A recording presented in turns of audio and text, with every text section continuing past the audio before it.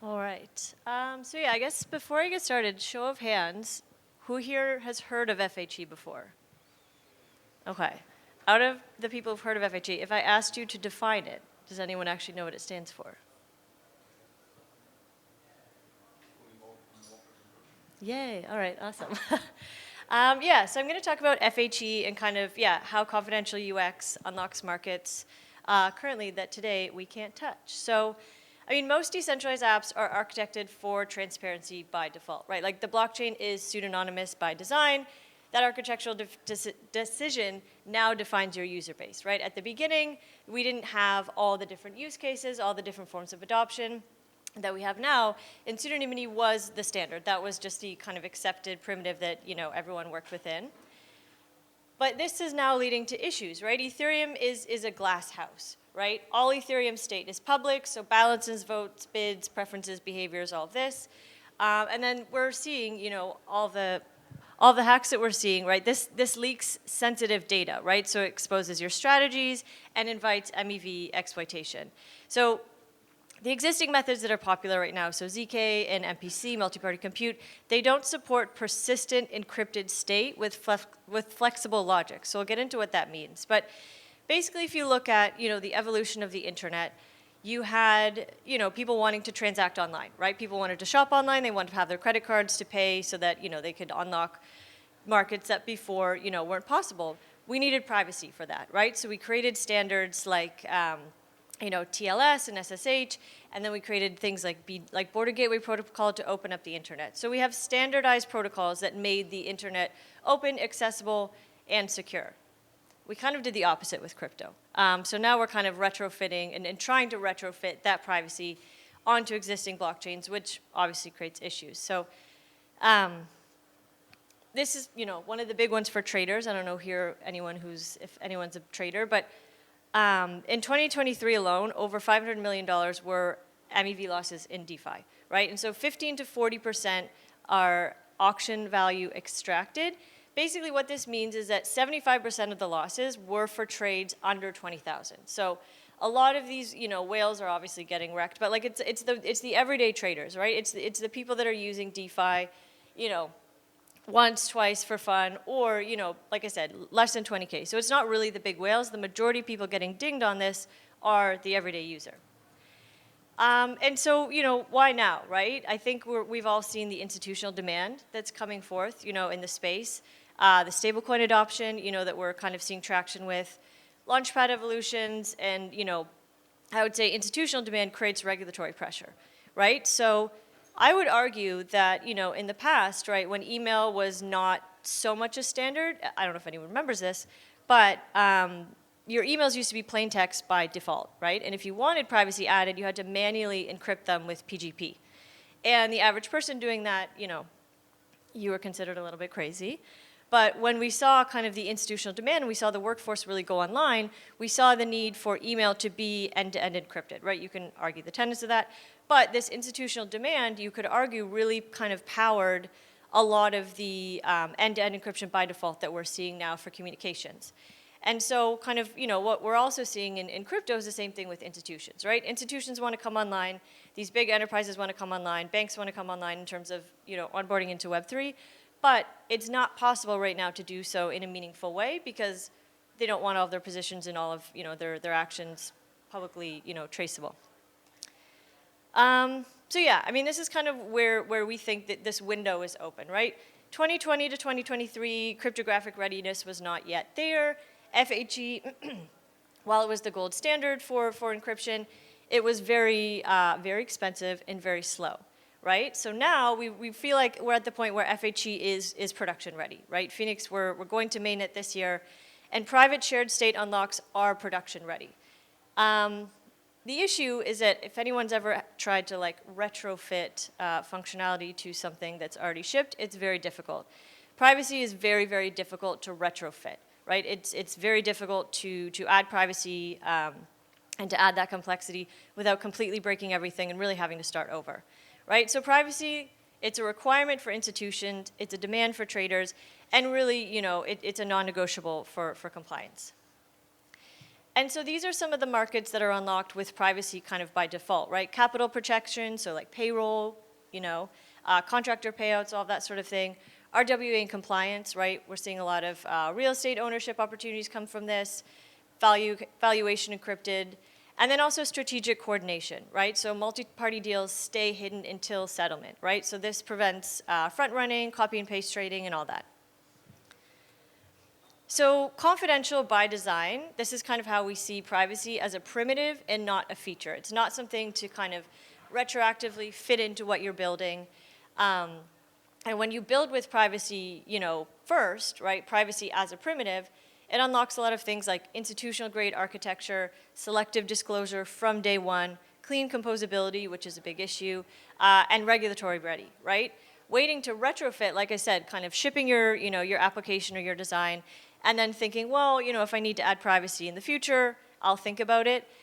Like I said, breaking changes to core logic, technical debt compounds, user migration friction, right? And playing catch up forever is kind of the situation and, the hamster wheel that you put yourself into when you're trying to retroactively fit privacy into something. So, yeah, PETs, privacy enhancing technology, right? I'm sure everyone's heard of zero knowledge. Right, FHE, fully homomorphic encryption. So basically, FHE allows computation on encrypted data without ever needing to decrypt it along the data's life cycle. So historically, what you would do is you would, define kind of the logic that you wanted to compute. The data would have to be, decrypted into plain text. You would run the computations on that, and then you would re-encrypt it and then broadcast the results. With FHE, that data never has to be decrypted into plain text to do the computation on. You can compute on ciphertext. TEs, right, I'm sure a lot of people, or pretty sure everyone here has heard of TEs. They're nothing new, but with their limitations, it requires trust in third-party hardware, vendors. Like I said, with FHE, it is very complex, right? It is difficult. It's more expensive currently than ZK. And then you've got MPC, multi-party compute. It doesn't need any trusted hardware, right? But high coordination, communication overhead. So there's trade-offs for all of these, but we really do feel like FHE is the most cryptographically complete solution and allows the best composability for all of the current, privacy enhancing technologies. So yeah, fully homomorphic encryption, right? Homo, same, and morph, change. Seems a little dichotomous, but basically encryption that changes the plain text into ciphertext that is structurally the same. So like I said, it allows computation to be done on encrypted data while remaining fully encrypted, and that this means your data is hidden during transit and processing. So like I said, it never has to be decrypted to do any sort of computation on, so it stays fully encrypted along the entire life cycle of the data. And like I said, some people here have heard of FHE, but we really feel like, in the past, up until about last year, a lot of these, which are now misconceptions, these were truths, right? FHE is too complex. Now, our SDK uses the same patterns as WAGMI. So as you're writing out, your smart contract in Solidity, and you're calling, rather than uint, EUINT, right? So you're calling the encrypted version of that, function, and it's encrypted using Phenix's FHE. FHE is too slow, right? So we are developing our novel scheme called DBFE that will have 10,000 transactions per second. FHE isn't production ready, right? We're live on, testnet. We're going to mainnet this year. But yeah, we are live on testnet on, Ethereum, Arbitrum, and Base. This is kind of a contentious one, right? Like our users don't care, right? Like I said, 70% of MEV losses hit trades below $20,000, right? So retail is ultimately the victim of this. And also, in a larger sense, like I said, institutions coming online in a meaningful way, enterprises coming or kind of getting, red-pilled into crypto, however you may think of that. There is a huge demand for privacy just because we do enjoy privacy in our day-to-day, online. Again, you can argue the tenets and the robustness of that. But we do enjoy, privacy compared to Web3 every day in our online activities. And so I really do feel like we've been talking about mass adoption forever. This is, what we need. This is kind of the last, pillar that we need to tackle to really achieve mass adoption when it comes to Web3 is adding privacy by default. And again, we'll add it later. yeah, you're going to get left behind, and it's going to be very difficult to, to kind of try to retrofit it afterwards. So Kofi, Co-FHE, is our coprocessor. So basically, it's a fully homomorphic encryption coprocessor for EVM chains. So it lets smart contracts compute, like I said, on this encrypted data, meaning that values stay encrypted not just in storage, but throughout every step of processing. So yeah, smart contracts, you write your smart contracts out in Solidity, you make calls through our coprocessing library, you don't have to learn a new language, and what you're doing is you're calling the encrypted versions of the functions like a Boolean or a uint, and that's being encrypted with Phenix's FHE. So yeah, that's kind of the overview there. I'm not sure how technical folks are in the audience, but yeah, so contracts receive EUINT types as inputs, and then to work with them, they use FHE.asEUINT64 to convert them into usable, EUINT64 values inside the contract. So yeah, you can see the sample contract here. Basically, what this does is, like, Coffee sits off-chain, but it proves its work on-chain, right? So developers write contracts in Solidity, like I said. They don't have to learn a new language. The coprocessor does all the heavy lifting on the encrypted data, and it returns encrypted results. It's kind of the gist of this. Access control, yeah, these are all the different functions that you can call through our coprocessing library. So yeah, I'm not sure, again, how technical folks are here. But yeah, so yeah, arithmetic, you can compute arithmetic, comparison, selection, and randomness on encrypted values, which, we think is pretty cool. And again, this is all encrypted with FHE. So traditionally, FHE, like I said, it was very difficult to call because it was very expensive and it was very slow. So, the gist of this, I'll skip through this. Yeah, I guess the gist of this is, like I said, for developers, you want to be able to ship products that are secure and that offer the most, we think, complete, encryption available, which is FHE, right? By adding barriers like having to learn a new language or having to, work in an unfamiliar environment, you're adding barriers so that, developers are not going to add privacy by default, right? And I think we're kind of, like I said, we're at this split in the road where if we don't start seeing privacy as a primitive, if we don't start seeing privacy as something that has to be added by default, and thinking about it as, like a standard, right? Online, there's TLS, right? There's SSH. These are standards that are baked into all of our online activities. We really feel like the same should be applied to Web3 and should have the most robust, cryptography behind it, which, in our opinion, is FHE. So, yeah, that's the talk.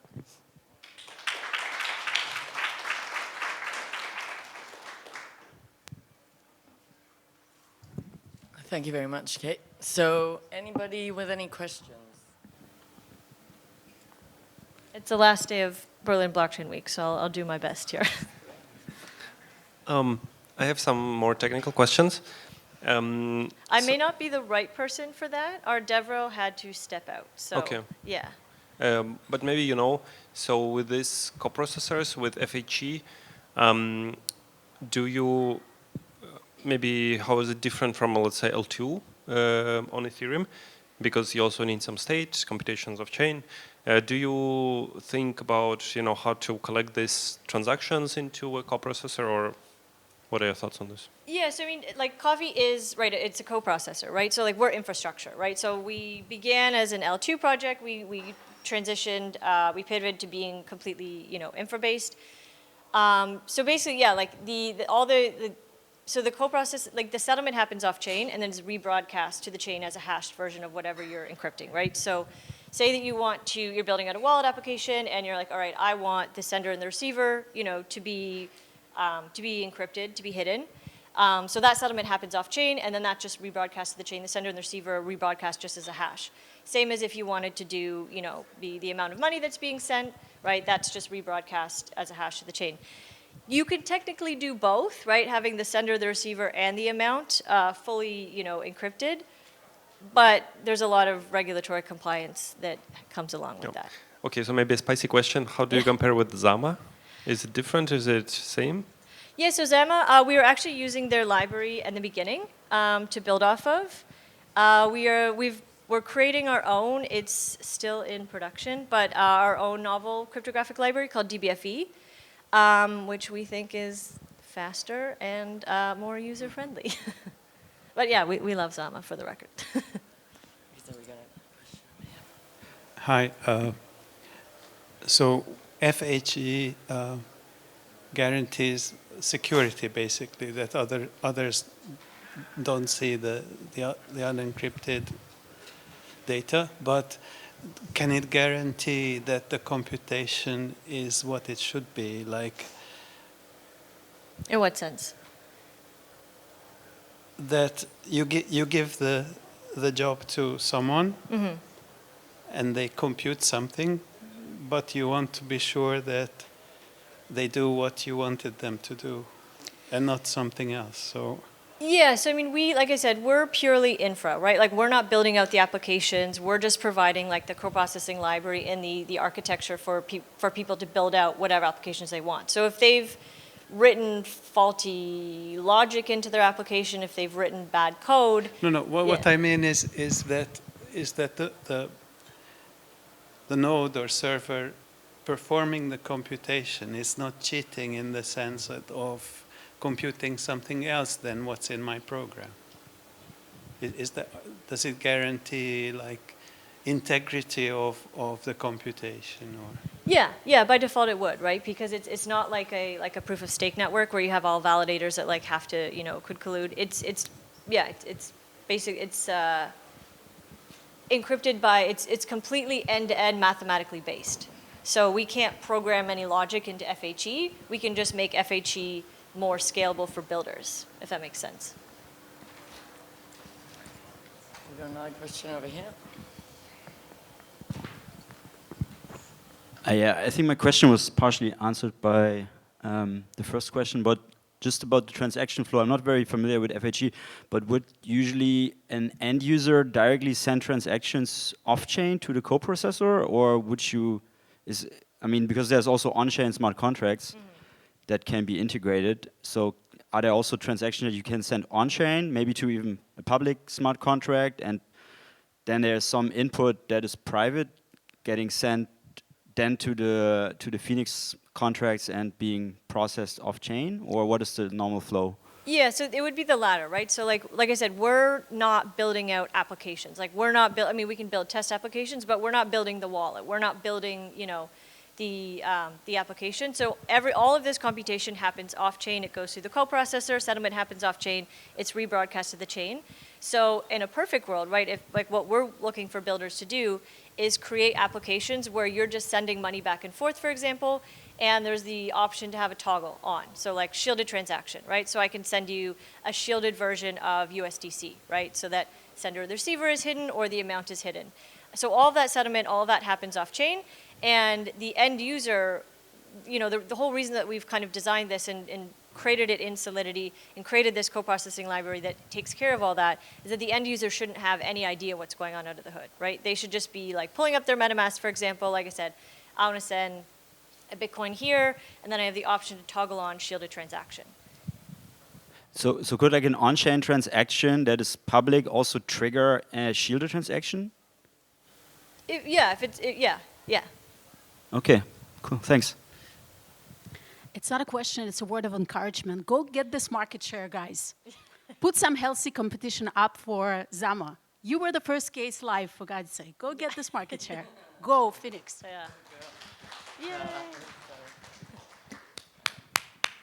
Any more questions? Yeah, we have. Gentlemen in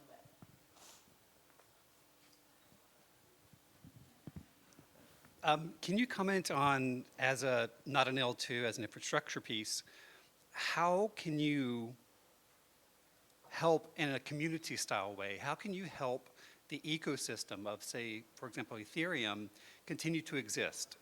Recently in the press, there were some conversations about, will we in 5 years have enough developers to be able to support Ethereum? So here you have a system that could run on Ethereum or an L2 of an Ethereum. How do you as a company help to support these kind of base infrastructure blockchains that you are built on? Like, what is your kind of corporate philosophy around that? Yeah, I mean, I think the biggest thing that we're offering is ease of use, right? We're trying to all these barriers to entry that privacy, previously, presented developers, we're trying to, so Aztec, for example, we love Aztec, okay, nothing, but, you have to learn a new language, right? You have to learn Warlang, and it's, it's very similar to Solidity, but there's your first, kind of barrier to entries. You have to learn a new language, right? So with us, we're trying to not only give developers the best user experience, right, in terms of like, they don't have to learn anything new, they can just call on, all the smart contract experience that they have. So not only giving them the most seamless experience possible, but underpinning that with the most cryptographically secure and robust encryption, right? So that when they're calling these, functions, like an EUINTER and EBOOL, the encryption is done through FHE. So giving developers the best, user experience possible, and providing them with the most robust cryptography and encryption so that they can just kind of seamlessly build and just build better in the future, right? And like I said, I think, enterprise coming online is also going to fuel a lot of this. So if you have a bad, developer experience, it's going to be passed on to the end user. You're going to create, bad user experiences. So yeah, I would say that's our philosophy, is create the best user experience possible and underpin it with the most robust encryption. I was probably not clear in my question, sorry. Like if we're running a grants program or stuff like that? Yeah, exactly. Yeah. Like Okay. if you're going to build this infrastructure, then you need people to be able to use your technology. But those people are building on L2s and on Ethereum, for example. So how can you, in a community way, in an ecosystem way, continue to make sure that those are healthy so that you can then run your business? Yeah, so I mean, we do have like an incubator program. So right now, our head of DevRel is working with about 15 projects. So yeah, we have an incubator program to not only like do the outreach to identify teams that want to build, but to support them all along the pipeline, and to kind of like bring them to mainnet with us.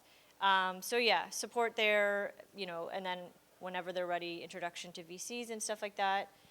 Yeah, does that kind of answer your question? Okay. Sounds a bit weak, not in an insulting way, Yeah. but more like it's not clear that that's a priority for your company right now, which is okay. That could just be a corporate choice. But I'm curious about. I mean, I would say we're not at mainnet yet. So having 15 design partners building with us is, in my experience, pretty impressive. Like, take Microsoft, for example, not investing or Amazon not investing into the open source projects that they built their businesses on. So they took that open source technology, they productized it, and they sell the profit. They're not contributing back to the open source community. So in the same kind of way, a parallel with Ethereum, how are businesses like yours, I'm not picking on you as a particular, you just happen to be the one in front of me right now. How are businesses like yours contributing back to a healthy, for example, Ethereum ecosystem so they can continue to exist and not disappear and not be maintained for 5 to 10 years? Yeah, I mean, that's a good question. Like I said, I think Sorry, start Yeah. talking, but yes. I can also continue the conversation offline if we need to get to the next If person. you want to just rephrase a little bit of what you're answering, because it didn't get picked up by the mic. Yeah, no, I mean, that's, like I said, we're still in testnet, right? We haven't gone live, but we're committed to, like I said, great user experience, great builder experience, and also identifying the builders who, like, we're infrastructure, right? So when somebody's building out their application, they're like, all right, I want, interoperability, layer 0. All right, now I'm thinking about encryption, all right, Fhenix, right? So we're something that you're adding into your stack as you're building it out, right? And as we find developers who are serious about building out, privacy-preserving applications with Fhenix, we have a program where we onboard them, we support them, and then we're bringing them to mainnet with us. So we're trying to build the ecosystem by identifying strong teams and giving them support to come to mainnet with us. Yeah. And we got one last question right here. Sorry, maybe one comment to the gentleman who asked the question. I think you might be barking at the wrong tree because FHE patent is actually with Zama. Pascal Pallier wrote FHE. So if anyone has to give back to the community, it would be Zama and not these guys. They actually built on top of FHE patent. When you give an example of Microsoft and others? No? Yeah, you just said that you gave an example of Microsoft and how they need to give back to the community. So FHE original patents are all Zama patents, have nothing to do with Fhenix. I'm going to suggest that this is a great point for you guys to go and keep on talking afterwards. So thank you so much, Kate, and thank you, everybody.